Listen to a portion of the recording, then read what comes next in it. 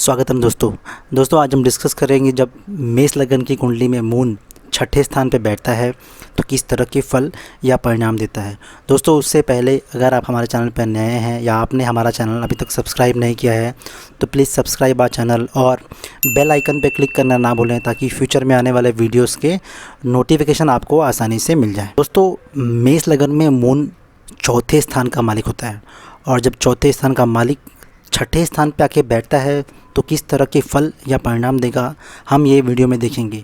But दोस्तों इससे पहले हमें समझना ज़रूरी है कि चौथा स्थान क्या है, मून क्या रिप्रेजेंट करता है, छठा स्थान क्या रिप्रेजेंट करता है और छठे स्थान पे जहाँ पे मून बैठा है वहाँ पे वर्गो साइन यानी कि कन्या साइन है। तो कन्या साइन का लॉर्ड कौन है? फॉर एग्जांपल इस केस में कन्या का लॉर्ड मर्क्यूरी है तो मून मर्क्यूरी में आके बैठ गया है छठे स्थान पे। तो इसकी ये मिले जुले जो फल होंगे हम आगे डिस्कस करेंगे। बट उससे पहले हमें ये समझना ज़रूरी है कि चौथा स्थान क्या करता है, उससे क्या फल होते हैं, मून क्या फल देता है और छठा स्थान क्या फल देता है। दोस्तों मून रिप्रेजेंट करता है हमारी एक्सप्रेशन ऑफ फीलिंग को, हम किस तरह से अपने आप को एक्सप्रेस करते हैं, हमारे इमोशंस को, हम कितने इमोशनल्स हैं, कितने भावुक हैं, हम किस सिचुएशन में कैसे रिएक्ट करते हैं, ये मून करता है रिप्रेजेंट। मून हमारे माइंड का कारक है यानी कि दिमाग का, साथ ही मून हमारे इमोशंस को कंट्रोल करता है। इसीलिए मून का कुंडली में स्ट्रांग होना बहुत ही ज़्यादा ज़रूरी है। अगर आपकी कुंडली में मून स्ट्रांग है तो आपका माइंड स्टेबल होगा और उससे आप जो लाइफ में डिसीजन लेंगे वो सही लेंगे।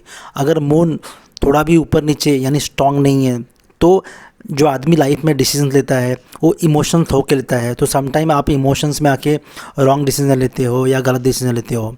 साथ ही मून रिप्रेजेंट करता है हमारी माता को यानी मदर को। तो हमारा अपनी माता से किस तरह का रिलेशन होगा, हमारी माता हमें कितना प्यार करेंगी या हमारे बीच में कोई गैप होगा, इस तरह की चीज़ों को भी मून रिप्रेजेंट करता है। तो मून माता का कारक है, इसीलिए मून का कुंडली में स्ट्रांग होना बहुत ज़्यादा ज़रूरी होता है। दोस्तों छठा स्थान यानी कि 6th हाउस रिप्रेजेंट करता है हमारे लाइफ के एनिमीज़ को, हमारे लाइफ के हर्डल्स को, कंपटीशन को, जो डेली चैलेंजेस हमारे लाइफ में आते हैं, जो डेली अप एंड डाउन अपने लाइफ में आते हैं, उसे हम छठे स्थान से दिखते हैं। साथ ही हम छठे स्थान से दिखते हैं हमारी हेल्थ कैसी है, हमारे लाइफ में कोई डिजीज़ या बीमारी है कि नहीं, ये भी हम छठे स्थान से दिखते हैं। छठे स्थान से हम देखते हैं कि हमारे पे कोई केस, लिटिगेशन, कोर्ट कचहरी या इस तरह के केसेस जो होते हैं वो होंगे कि नहीं होंगे, अगर होंगे तो हमारे चांसेस क्या हैं जीतने के। डिवोर्स भी हम छठे स्थान से देखते हैं क्योंकि छठा स्थान 7वें से 12वां यानी लॉस होता है, तो शादी का लॉस छठे स्थान पे होता है। इसीलिए डिवोर्स और शादी टूटना ये सब चीज़ भी हम छठे स्थान से देखते हैं। छठे स्थान से दोस्तों हम देखते हैं कि हमारी जॉब, जो डेली सर्विसेज होती है, जो हम डेली काम करते हैं, वो भी हम छठे स्थान से देखते हैं। हम लाइफ में कितना कर्ज लेंगे, कितना लोन लेंगे और उसे पे कर पाएंगे या नहीं कर पाएंगे, इस तरह की चीज़ों को भी हम छठे स्थान से देखते हैं। दोस्तों वहीं चौथा स्थान रिप्रेजेंट करता है आपके घर को, आपके होम को। चौथा स्थान रिप्रेजेंट करता है आपके हैप्पीनेस को।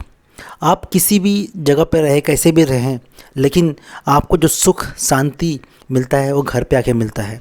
तो चौथा स्थान हमारे कुंडली में बहुत इंपॉर्टेंट स्ट्रॉन्ग हाउस होता है और इसका अच्छा होना बहुत ज़रूरी है क्योंकि आप कितने भी पैसे आपके पास हो लेकिन घर में अगर सुकून नहीं है तो आपके लाइफ में सुकून नहीं होता। इसीलिए चौथा स्थान बहुत ही इंपॉर्टेंट है। साथ ही चौथा स्थान रिप्रेजेंट करता है आपके पास कितना असेट्स है, प्रॉपर्टीज़ है, कार है, व्हीकल्स है, कंफर्ट है, ये सारी चीज़ें हम चौथे स्थान से देखते हैं।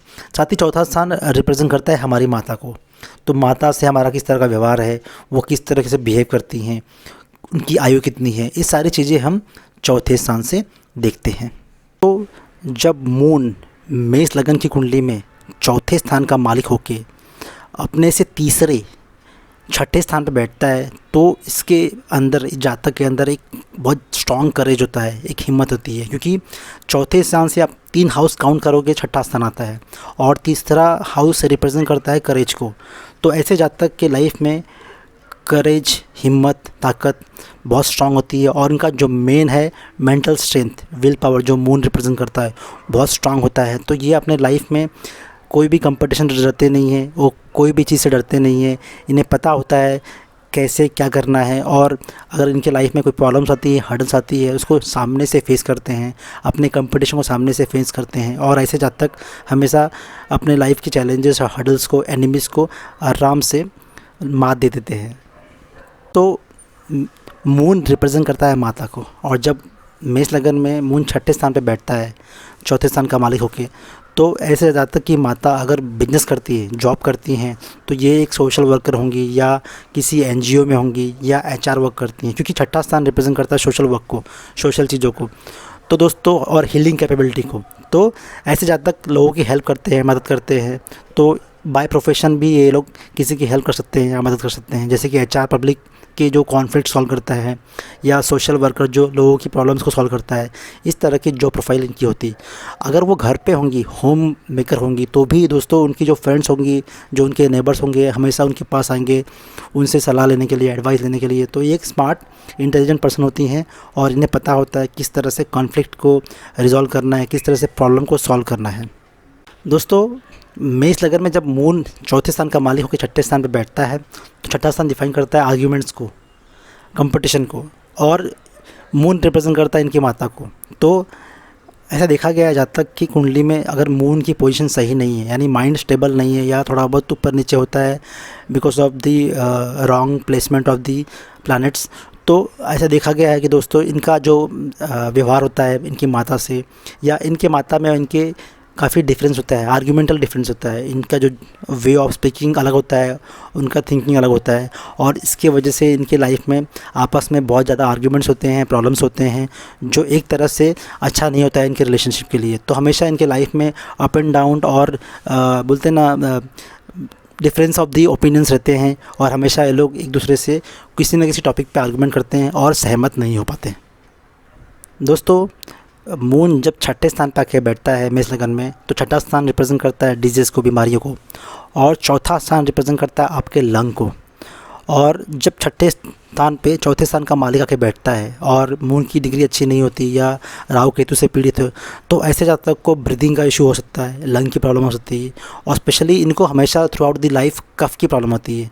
कॉफिंग ज़्यादा करते हैं, कफ खांसना, कफ होना, ये लाइफ में इनके लगा रहता है। तो दोस्तों, साथ में ये भी देखा गया है बिकॉज इनकी जो करेज होती है, जो हिम्मत होती है छठे हाउस में आके बैठने के कारण मून, तो ये अपने जो भी बीमारियां होती है, जो प्रॉब्लम्स होते हैं, उसको आराम से धीरे धीरे डील कर लेते हैं, छोड़ते नहीं हैं। तो इनकी जो विल पावर होती है बहुत स्ट्रांग होती है, और डिजीज़ से, एनिमीज से फाइट करने की प्रॉब्लम बहुत स्ट्रांग होती है।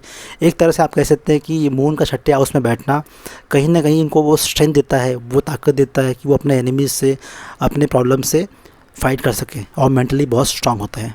तो जैसा कि मैंने कहा, छठे स्थान पे मून का बैठना फॉर मेष लगन के लिए एक तरह से इस बंदे के अंदर competitive nature, strong conflict resolving quality होती है।